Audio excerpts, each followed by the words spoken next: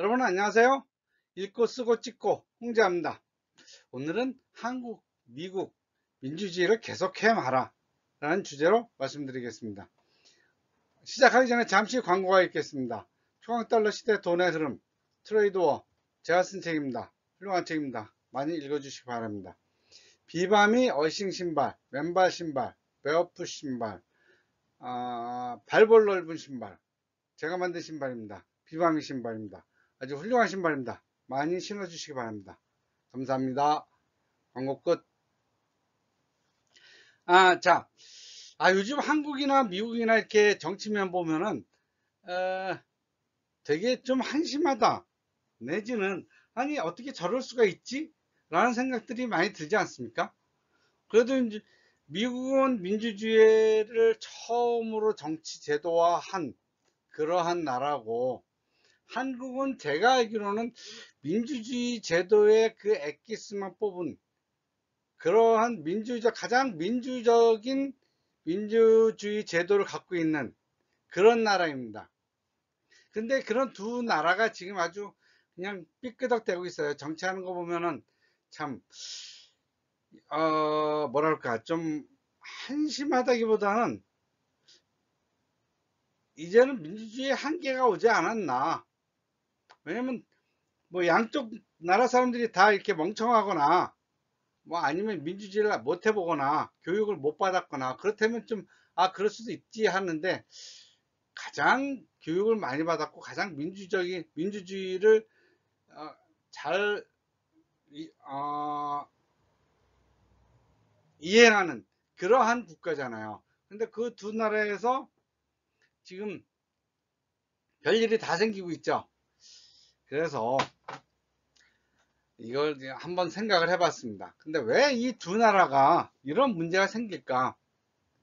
우선 정치적 양극화입니다. 정치적 양극화는 어, 양극단이 지금 대결하는 거예요. 미국은 공화당과 민주당이라는 양대 정당이 아주 강력한 대립 구조를 펼치고 있죠. 최근 몇 년간 이 두 정당의 이념적 차이가 크게 벌어지면서 정치적 양극화가 심화되고 있어요. 그리고 특히 미국은 이 음모론, 미국의 물론 전 세계 음모론의 산실이 미국이긴 하죠. 그래서 정치적인 불신과 음모론이 확산되고 있어요. 그래서 선거 결과에 대한 불신, 특히 2020년 대선 이후에 음모론이 정치적 양극화를 더 부추겼죠. 그런 거를 트럼프가 좀 이용하는 것 같아요. 그러니까 양 간의 협력보다는 갈등을 부추기는 거죠. 반면에 또 한국은 어떠냐? 지역주의와 정당 구조, 미국처럼 양당 제도이면서 경상도와 전라도 양 지역에 기반한 정당 지지가 강하죠. 이렇기 때문에 지역 갈등이 정치적 대립을 심화시키고 있어요. 특히 또 하나는 한국 정치에서 인신공격, 뭐랄까, 정책에 대한 공격이 아니라 개인에 대한 공격이 아주 잘 일어나고 있어요. 그러니까 이른바 이제 도덕주의 뭐 이런 것들. 그러니까 이러면서 지역주의와 이 개인에 대한 인신공격이 계속 이루어지고 있습니다. 근데 사실 완벽한 인간은 없잖아요. 그런데 그렇다면은 공격하는 쪽은 자기네도 깨끗하냐 하면 사실 자기네도 별다름 없거든요. 그러니까 이러한 개인에 대한 공격이 우리나라에서 굉장히 심해요. 그러니까 똥 묻은 개가 겨 묻은 개를 뭐라고 하는 그런 거. 그 다음으로는 양국 간의 그 정치 시스템의 한계, 미국은 의회와 대통령 간의 권력의 균형의 문제예요. 미국은 대통령제와 의회제를 혼합한 시스템을 채택하고 있죠. 그리고 최근에는 의회와 대통령의 갈등이 커지고, 그리고 또한 선거제도가 또 문제예요. 미국은 이 투표제를 맨 처음 뭐랄까, 전 국민을 대상으로 투표제를 하긴 했지만은 이 투표제를 도입하는 데 있어서 기득권들, 기왕에 이때 갖고 있던 남북 간의 문제에서 이 흑인 농장주와 흑인 해방주의자들 간의 갈등, 그리고 흑인과 백인의 갈등, 뭐 이런 것들을 아우르기 위해서 그 당시에는 그럴 수밖에 없던 합의를 이루어 갖고 선거제도를 만들었죠.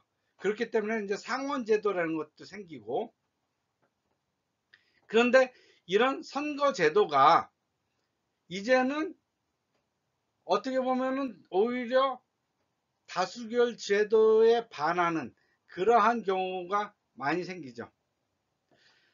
한국은 대통령제를 아주 잘 만들었어요. 그러니까 세계에서 가장 대표적인 대통령제라고 볼 수 있겠죠.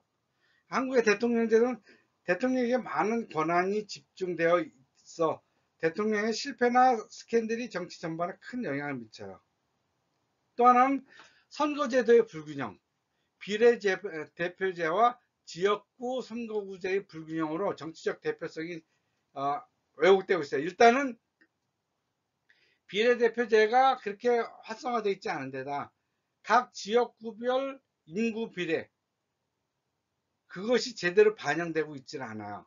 그럼 사람이 많은 지역은 사람이 많은 지역대로 국회의원 수를 조정을 하고, 사람이 줄어드는 지역은 줄어드는 지역대로 또 국회의원 수를 조정을 하면서 이게 수시로 이루어져야 되는데, 이게 지역 갈등 문제, 국회의원들의 그 개인적인 이권 문제, 그것 때문에 자주 이루어지지가 못해요. 그래서 대표성의 문제가 생기죠. 세 번째로는 사회적인 요인. 그러니까 미국 같은 경우는 인종이나 경제적인 갈등, 그런 것들이 많이 생기죠. 특히 소득 불균형, 이런 것들, 그리고 교육에 대한 접근성, 이런 것들이 정치적 불만을 가중시키고 있습니다. 반면에 한국은 이제 지역 간의 갈등, 이거는 이제 고착화됐어요. 그리고 거기다가 세대 간의 갈등, 남녀 간의 갈등, 이런 갈등 요소가 점점 더 커져가고 있죠. 그런데 그런 갈등을 커져가는 요소가 뭐예요? 미디어예요. 미디어의 평양성, 한국 언론의 역사나 특정 정치 세력에 대한 편향된 보도, 이런 것들을 미디어들이 부추기고 있는 거죠. 심지어는 어떤 미디어는 자기네들의 과거에 불리한 부분 한 부분을 아예 통째로 없애고서는 새로운 기존에 있던 것들을 해다가 자기네들한테 새로운 어떤 안 좋은 새로운 가면이랄까, 새로운 색깔을 덮인 그런 경우도 있죠. 그러니까 한국의 미디어는 전혀 중립이 아니에요. 그런데 중립인 척 해요. 그게 문제예요. 우리는 확실하게 좌파다, 우파다 라고 얘기하고, 우리는 방송이나 뉴스도 그렇게 한다 라고 얘기를 해야 되는데, 마치 자기네가 중립적인 것처럼 입장을 얘기하면서 보도를 하니까 사람들은 그 미디어가 공평정대한 거로 보는 거예요. 그렇지는 않죠. 그러니까 미디어를 개혁을 해야 돼요.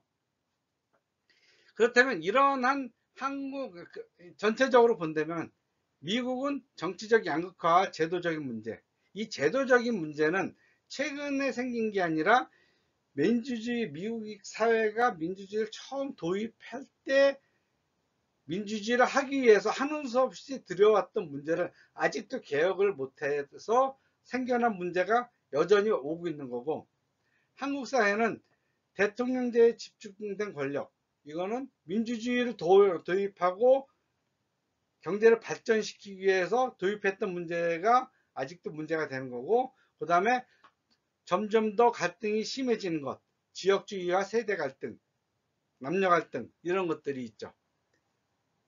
그래서 미국 사회는 모르겠고 한국 사회의 이런 것들을 고치려면 무엇을 해야 되느냐 하는 그런 걸 보려면 일단 비례대표제를 강화해야 돼요. 비례대표제는 뭐예요? 정견을 발표를 하고 그 정견에 따라서 국민들이 선택할 수 있게 그렇게 뽑는 그러한 비례대표제를 강화해야 됩니다. 그 다음은 다양한 후보군. 이제는 양당의 당수가 국회의원을 뽑는, 국회의원을 뭐라고 하죠? 공천해서 뽑는 이런 게 아니라, 한 사람이 국회의원 전체를 좌지우지하는 게 아니라 국회의원 뽑는 방법도 다양화해야 되고, 그리고 이제는 젊은 사람들이 더 나와야 돼요. 나오게 하고, 그리고 다양한 의견, 합리적이고 다양한 의견을 가진 젊은 사람들이 더 나올 수 있게 새로운 후보군을 발굴해야 돼요. 그리고 중요한 문제는 언론 개혁을 해야 됩니다. 언론의 자유는 좋지만은 언론이 사실을 왜곡하고 비틀었을 때 거기에 대한 아주 굉장한 페널티를 줘야 돼요. 그런데 한국의 언론들은 어때요? 아무리 왜곡하고 사실을 비틀어도 거기에 대한 처벌할 수 있는 그런 근거가 없어요. 기업이나 뭐 다른 조직들은 그러한 처벌 조항이 있는데 유독 언론에 없어요. 언론의 자유는 언론이 제대로 작동할 때 그러는 것이지, 언론이 제대로 작동하지 않는데 언론의 자유만 고집할 수는 없습니다. 오히려 언론이 현재 한국 사회를 망가뜨리고 있다고 저는 생각합니다. 왜냐하면 그들이 정직하지 않아요. 그래서 언론개혁이 한국 사회에서 굉장히 시급한 문제 중에 하나라고 생각합니다. 그래야지 한국의 민주주의가 더 발전할 수 있을 거라고 생각합니다. 예, 이것으로서 한국, 미국 민주주의를 해말어를 말씀드렸습니다. 읽고 쓰고 찍고 홍재하였습니다. 감사합니다.